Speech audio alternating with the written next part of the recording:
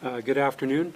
I'm Christian Schmidt, Fire and Paramedic Chief with the Winnipeg Fire Paramedic Service. This morning at 3:45 a.m. we received reports of a fire in the Manwin Hotel located in the 600 block of Main Street here in Winnipeg. When our crews arrived, they declared the fire a working fire and immediately called a second alarm complement, which adds additional crew members to the response. First responding crews arrived in 3 minutes and 59 seconds from the time of dispatch. The second responding crew arrived in 4 minutes and 22 seconds. And within 8 minutes, we had 20 firefighters on this scene. Within 12 minutes, there were 24 firefighters on scene and a total of 49 firefighters within 15 minutes of the 911 call. Firefighters immediately began exterior defensive attack operations because this fire was so well involved that it was unsafe to enter the structure. Firefighters used an aerial ladder and hand lines to spray water on this fire. Our crews worked extremely hard to protect the neighboring buildings despite significant fire and smoke in the area proximal to the buildings. These buildings are all very important to our community, and I am very grateful for our crews for their hard work in preventing further damage to the buildings in the area. Cold weather conditions required firefighting crews to rotate regularly to take frequent breaks. The cold also freezes water used to fight fires, which can create additional challenges for our crews on scene. City of Winnipeg Transit responded to the scene to provide buses as emergency shelter for people who were displaced from the evacuated buildings. The City of Winnipeg's Emergency Social Services team also responded to work with shelter partners to provide emergency support to people displaced from the buildings. The City of Winnipeg also set up a secondary site for displaced residents in a city facility located a few blocks away on Pacific Avenue. The incident commander activated the Emergency Operations Center to ensure effective coordination for all shelter occupants. City officials, including myself, have been in contact with Main Street Project this morning to ensure we are working together to support all displaced people. No injuries were reported. We could not search this building due to the fire conditions. This fire currently remains under investigation by the Fire Investigations Unit. Main Street remains closed in both directions from Logan to Higgins Avenue while crews complete their work. In terms of demolition, we have scheduled an emergency demolition of this building for today, and that work began shortly after 12 noon today. We are asking residents to avoid the area while this work continues, and note that Main Street is still closed in both directions from Logan to Higgins Avenue. Thank you. Thank you, Chief. I want to begin today by recognizing our fire crews and our emergency operators and our emergency operations staff for their quick response in the middle of the night. They did a great job not only containing this fire to the Manwin, but also in relocating staff and clients from Main Street Project. I also want to thank Main Street Project, Salvation Army, Silo Mission, and other partner agencies that provide shelter and outreach services within the city for their swift action and their teamwork to ensure that everybody has a warm place to stay. It's always very, very unfortunate when we lose a heritage building in the city. But I think what has happened today is proof that we made the right call in shutting down the Manwin a year ago. The building suffered from numerous fire safety issues, and this could have been a much worse tragedy if there were dozens of people still living there. Over the past few years, we've adopted an increasingly strict set of rules for owners of vacant and derelict buildings. And we've done this to ensure the safety of residents, neighbors, and our own emergency services personnel. Last year, we adopted a new vacancy to vitality program that will see us take an even more forceful stand with building owners, including taking ownership of properties if problems are not remediated. We're looking to move to take ownership of properties sooner in some cases. As the chief indicated, we're not going to leave this pile of rubble as a pile of rubble. We'll be taking immediate action to demolish the remaining structure and to clear the site. This is important to ensure the safety of the neighborhood properties. And it's my hope that in time, this will provide an opportunity for the redevelopment of this site, possibly in partnership with Main Street Project. I do want to just reiterate once again my appreciation for the City of Winnipeg fire crews, but also you see other members of other departments who are here with the chief and I today. As this fire has unfolded and emergency response has been delivered and we're helping people shelter, so many of the city's departments, from our Planning, Property and Development Department, Community Services Department, the Public Works Department, our Emergency Services, so many departments are involved in a situation like this, and this is really about all of us coming together, our departments coming together, but then working with our partners in the community as well to make sure that public safety is paramount and number one, and that we make sure that those who are unsheltered, and maybe we're taking shelter at Main Street Project, have a warm place to go on such a cold night and a cold day. So with that, Chief, I think I'll turn it to you, Julie, and for questions. Thank you. Mr. Mayor, so are the demolition costs then going to be put onto the property tax bill of the owner, as per what council's made that change in the last couple of years? Is that? You said it's going to be demolished. That's the yeah, that is our standard practice now. That's council's direction, and so that will be the case. And pardon my ignorance, my memory on this, and I'm going to make some different answer. Was there not a, and maybe I'm wrong on this, was there not a time frame though to give the property owner time to pay it, or is it automatically happen? Sorry, I'll get you the details on that, Jeff. I don't remember off the top of my head. We'll get the details. Kelly might know the answer to that. Yeah. Yeah, typically what happens is those charges, the entire operation needs to be costed out. And once that cost is known, then that total gets moved over to the property taxes. Whatever that time frame might be. Mayor Gillingham, can you tell us a little bit about the location on Pacific there? How many people are staying in that spot right now? I think, I'll just say this, and maybe I'll turn it over to Greg McPherson here for details. But I would say that, you know, one of my first calls this morning, early this morning, was just after 6 a.m., was to Deputy Chief Jay Shaw. And he said, one of his first comments is, we plan for this. We have emergency protocols in place in case we need to move people out of one of our shelter facilities like the Main Street Project. So again, preparedness by our teams and our partners has been there, and that's really, really important. As to the numbers of individuals, maybe Greg, I'll turn it to you as far as the details related to where people have gone. Sure. So I don't have exact numbers. I was on a call this morning. Jamil Mahmood, the executive director from Main Street Project, called an emergency meeting of the shelters and included both the province and the city in the call. And just I was very impressed with that group. They've all stepped up. Nadine Waymack, Salome Mission, all the other shelters are working together to make sure there's coverage. But our own facility at Freight House, I believe, was upwards of 75. And so that's what we're anticipating being the case this evening as well, until we can be certain of the safety of the MSP facility. And is there a timeline for how long at this point that facility could stay open, Mr. McPherson? I don't know that. I'd turn that one over to my colleagues in fire paramedic for a clearer answer in terms of timeline. I think it really depends on the inspection of the building. It could be one night, it could be more, but it depends on how soon we can have them move back into their site. Do you know how much damage has been done to MSP? I don't. Chief, you have in terms of the period of time for Main Street Project, so there is still firefighting operations going on at that location. So as I mentioned earlier, just after noon, the demolition company arrived with heavy equipment on site. And right now, the process involves removing some of the debris piles and the rubble in order to get down to the deep-seated fire. So we still actually have fire activity at that location. So that heavy equipment operator is assisting our fire suppression crews by moving some of the rubble around.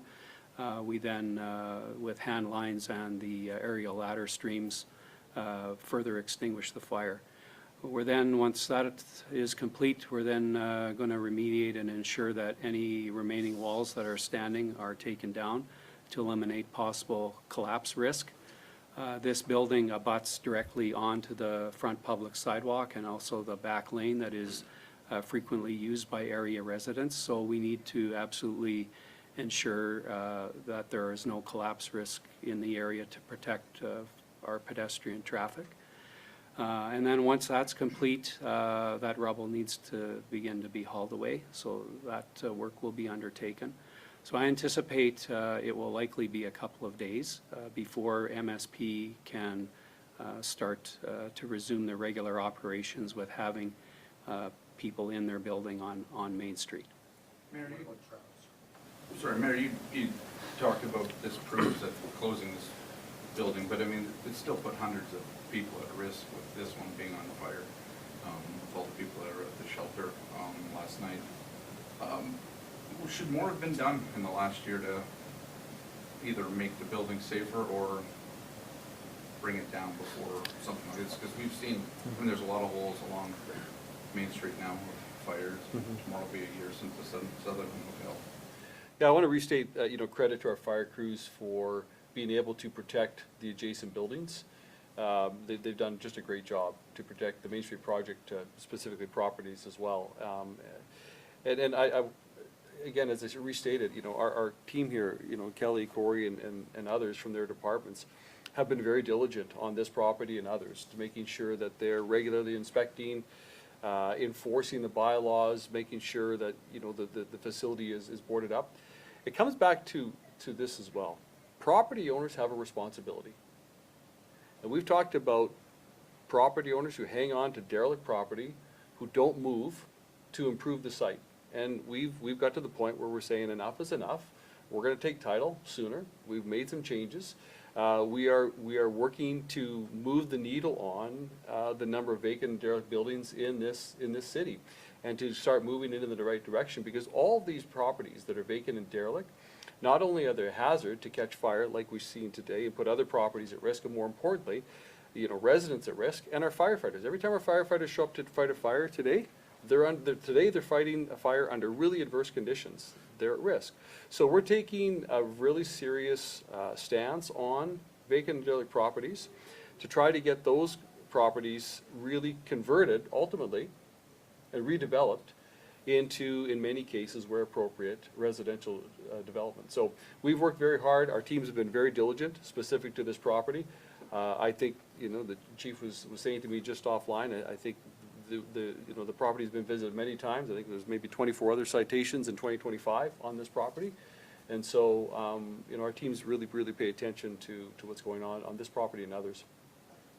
Sorry, like traffic, you talked about when people might be able to go back to Main Street.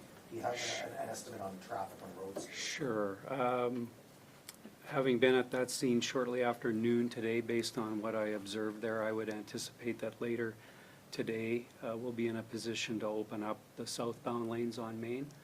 But as long as we have the heavy equipment in the area, I anticipate that those northbound lanes will be closed definitely for the duration of today. Beyond that I can't speculate. We'll know more later today. How long are people given for these citations to respond to them? Perhaps I'll turn it there to Kelly or Corey. Kelly? Are those your citations? Sorry. Yeah, there are three different kinds of citations. There's different so- citations, Sure, there so. were 24, the mayor mentioned 24, I don't know what the. Oh, those were not citations. Those are emergency incidents in the last 12 months. So since For like fires or? a combination of fire and medical calls, there's been, and any of those fire calls would be outside of the building. We haven't had any structure fire in that building since it's been vacated. But there have been fires in the back lane and also medical calls that came from that address, either people in front or in the rear of the address. So that's 24 calls for service in the last 12 months. And in terms of fire inspections, so we have had inspectors checking on the property. And typically, our inspectors look for corrective actions within a couple of days for this type of a property, depending on what the issue is. I don't have the specifics with me, but I can tell you, you know, issues around life safety devices, those are taken very seriously, and we'll work with the owner to have those rectified in short order. Mr. Mayor, you had mentioned that maybe this can now be an opportunity for this project to do something with the site. I've had discussions with them, province, about what this could be, affordable housing. I don't know, I'm just throwing, spitballing just because you mentioned it, so. Yeah, I think, you know, every one of the news outlets here has reported on the Manwin once, twice, or many times in the last little while. And many times there's been talk about what this site could be. And I think given, I mentioned Main Street because obviously they're right there, they're contiguous, they wrap around this site. So we know that in Winnipeg right now, we need more housing. One of our biggest challenges in moving people from encampments and, you know, homelessness into housing with the wraparound supports is just a lack of housing units. And so given the need, given its location, there's an opportunity, I think, here to hopefully, you know, see this site developed to meet the need of housing that we have.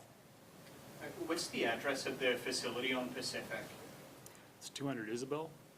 And what, oh, sorry, it's on Isabel. It's on Isabel, My yeah. mistake. That's okay. What is that building normally? Like, is this a community center? It is, yeah, it's a community center and a recreation facility. Okay. And so, is it kind of like you just open the doors and Main Street project can shift operations there, or is it the city staff are kind of helping with emergency teams and that sort of thing? Just trying to get a sense of like what operations are ongoing at the Isabel site. Well, again, just to reiterate, I think our understanding at the beginning of today, our emergency social services team, so within the Winnipeg Fire Paramedic Services, were called to support Main Street Project in moving from their site through the transit system. Several buses were arranged. People were supported to warm up on the buses and then brought to the site on Isabel.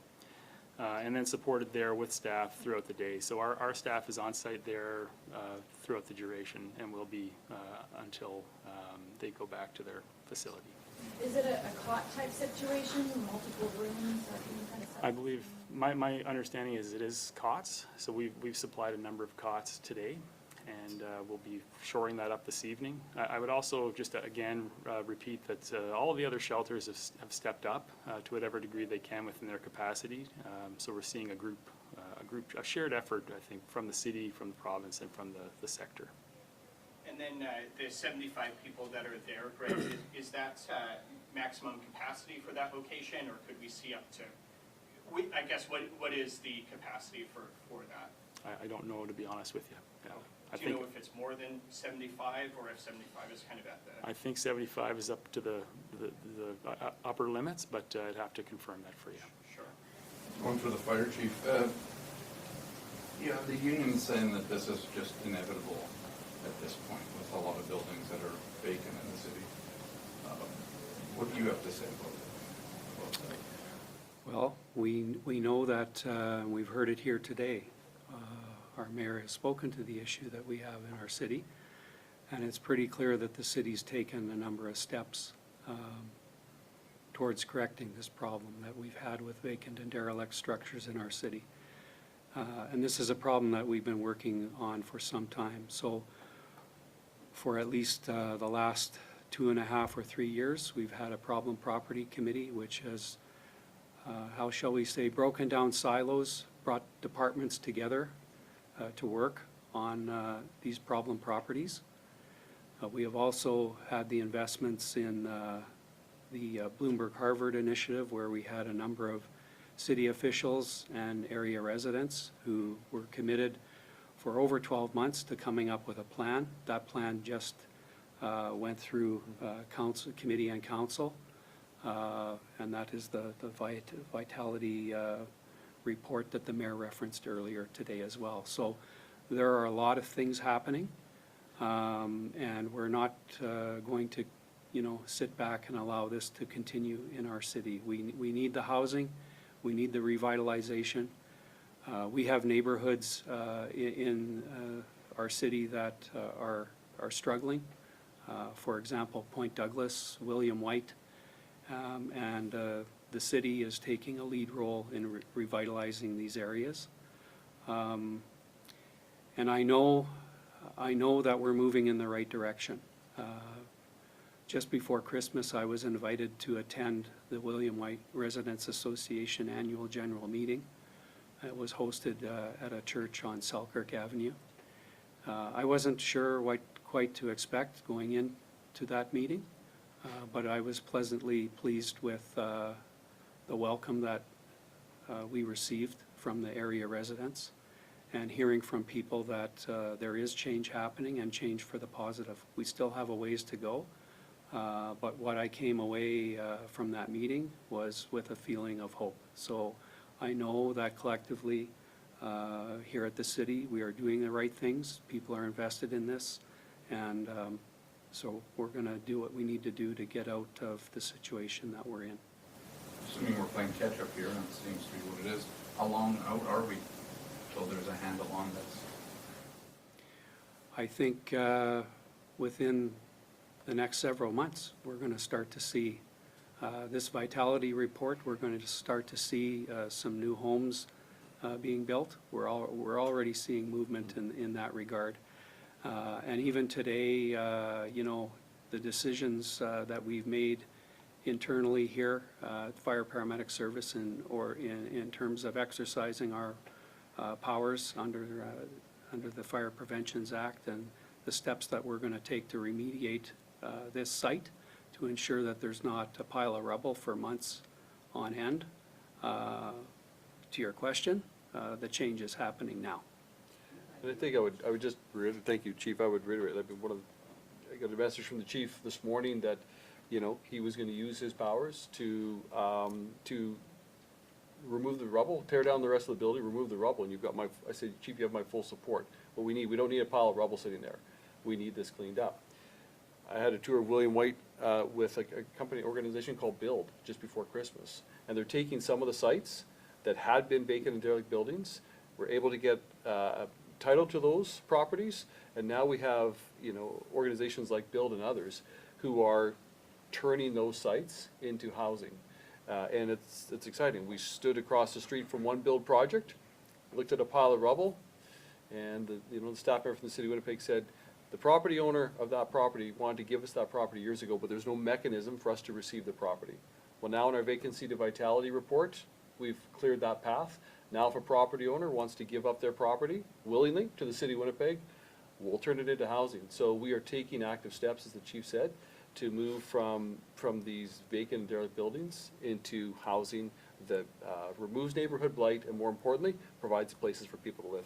And what happens to the people that drag their feet, the owners that drag their feet that aren't, you know, doing something within, I mean, in this case, the last year?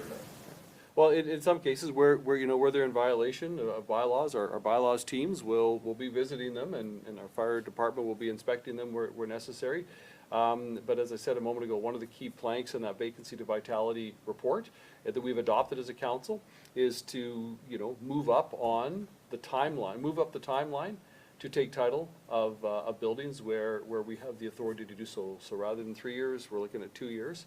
Again, but I reiterate to property owners, if you're sitting on a vacant and derelict building right now, do something with it.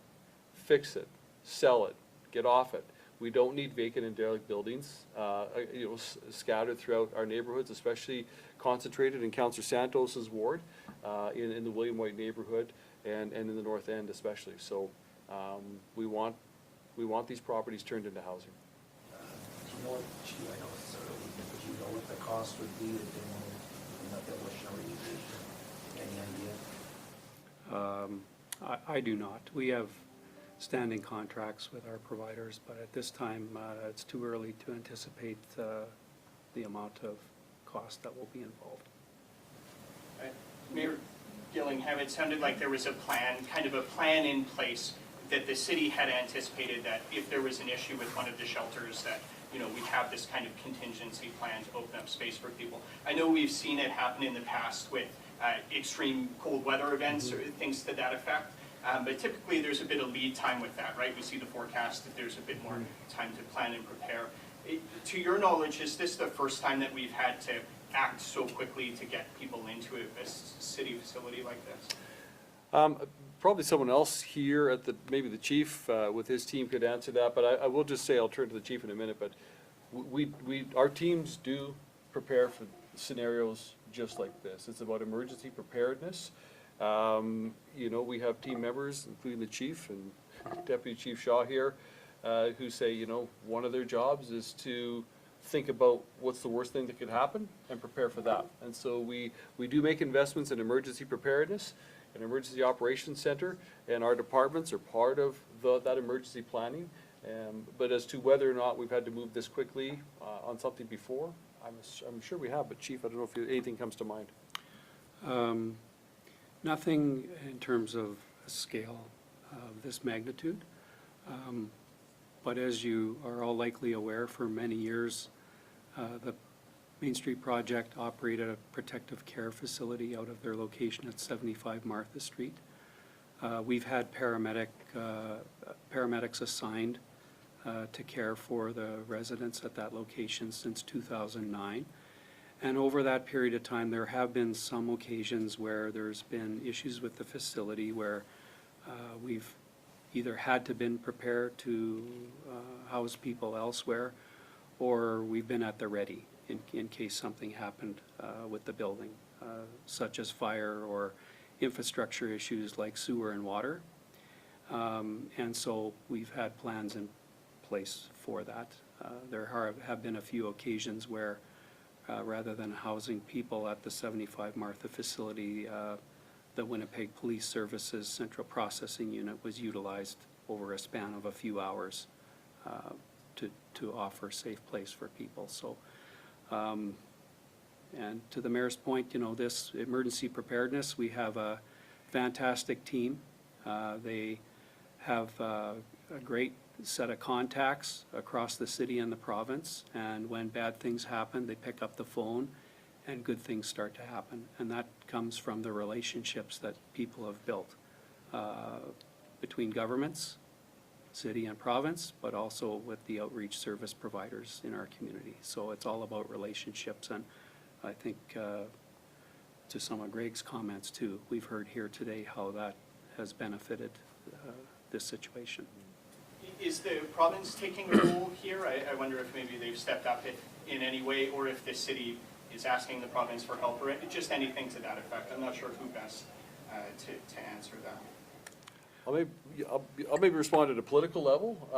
I knew, specifically because there's so many of Winnipeg's unsheltered or homeless folks that are really affected by this.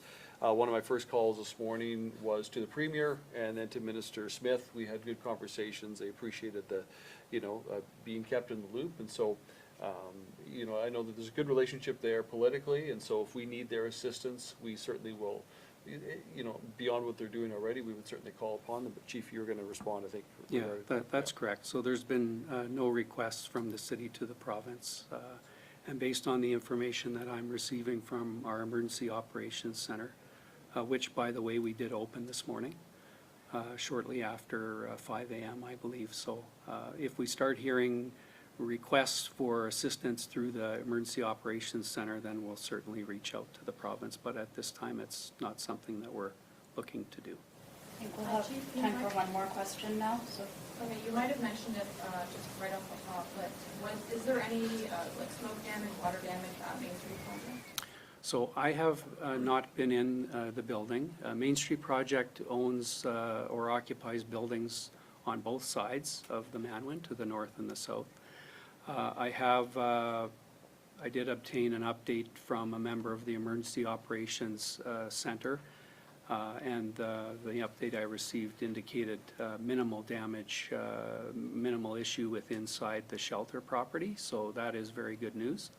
But later today, once the fire is out, we will definitely work to get them back into their facility so that they, along with their maintenance teams, can have a closer look, and then we'll have a good idea when they can get back into business there.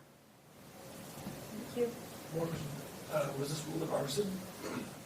This fire still is under active investigation. And was there anybody squatting in the building at the time? We do not have information in that regard. Can you just say what triggers the emergency operations center opening? So really anything. These are decisions that are made. We have at Fire Paramedic Service, we have 2 platoon chiefs on duty 24 hours a day, 7 days a week. One for fire operations and one for paramedic operations in the 911 call center. Then in addition to that, we have an on-call executive officer who is available. And so any incident that is of any magnitude, large magnitude within the city, there's discussions that occur between the on-duty platoon chief and the on-call officer. And then if it's determined that the EOC needs to be activated, a call is made to the EOC and we open it up. So that's really how the process works. Thank you. Thanks, everyone.